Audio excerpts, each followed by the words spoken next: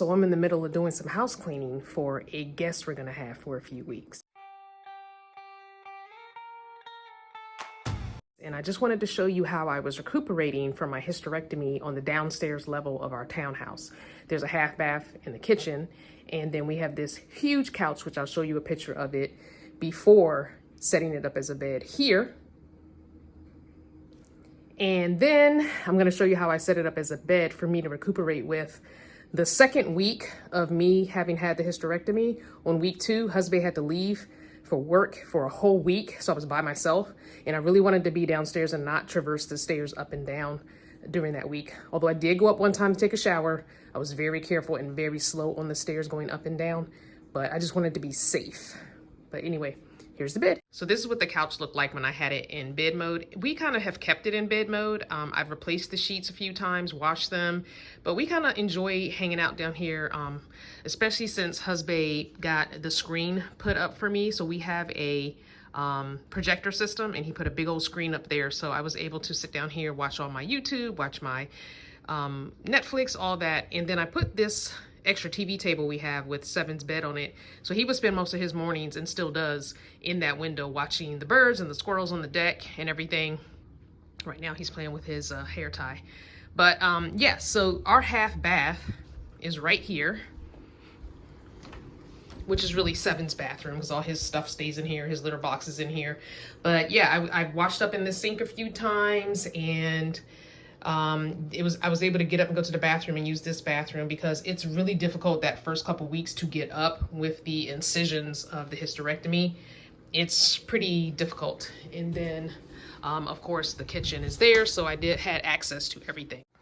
That just made it easy for me to traverse getting up and down, back and forth to the bathroom, because I do have to go to the bathroom a lot. I was drinking plenty of water, and I was given stool softeners by my doctor, which I highly recommend because they don't want you straining to poop or anything like that, because you could, injure yourself from your stitches and stuff like that. And so I didn't do any of that. So getting from the couch to the bathroom was pretty much all I did.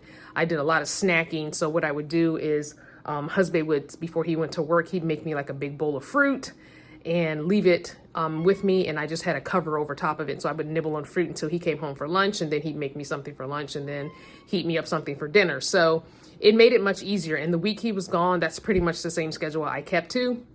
Like I said, I did go upstairs that once when I took the shower the day before he left, that night before he left, I took a shower. And then about 2 days later, I took a shower, and then I took a shower when he got back. So it was good. It was good for me to be on my own for that week, just to see how much I could do without doing too much.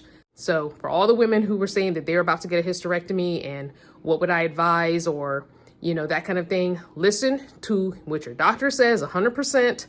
If you can get the Da Vinci robot, which is like a laparoscopic, do that. If you don't have to be cut. My doctor did tell me if she ended up getting in there and couldn't get everything out, because they take it out through your vagina. She said if she couldn't do that, that she would use my old hysterectomy scar to cut me, so I wouldn't have a new scar as far as that goes, because it's, pretty big scar in my bikini line area. Luckily, I got a horizontal scar in my bikini line area. But yeah, so without getting into all those details. But yeah, so I had 5 little small incisions from the Da Vinci robot arms going inside and doing all they needed to do. And then again, so what I would say, follow your doctor's orders. Make sure if you have a 2-level home that you can be on 1 level. If someone can stay home and you can stay in your bedroom upstairs and someone can, get food to you or whatever, then do that. If you need to be downstairs, figure out that. Make sure you have access to a bathroom and food on the level you're on. And the other thing is just to take it easy, especially for those first 2 weeks, maybe even 3. Really just take it easy. Listen to what the doctor says. Don't bend too much. Don't stoop. Don't lift things. Don't overdo it. Stay on top of your pain meds. I didn't do the oxycodone that they gave me. They gave me 5 pills. I didn't take it. I don't do well with narcotics. So I just did the every 4 hours alternating between a Motrin and a Tylenol. And I just set a timer. Every time I took it, I set a timer on my phone for 4 hours, and I wrote down the last pill that I took, whether it was Tylenol or Motrin, because in the middle of the night it gets hard to remember which one you took last. So I hope that helps somebody who's about to get a hysterectomy. If anybody's had a hysterectomy, go ahead in the comments down below. Let me know what's your best piece of advice you give a woman who is about to go through this procedure. And did you get the Da Vinci robot, or did you get an actual cut? Thanks for watching, and be good to yourself, be kind to others, and whatever your journey, enjoy it. I'll see you next time.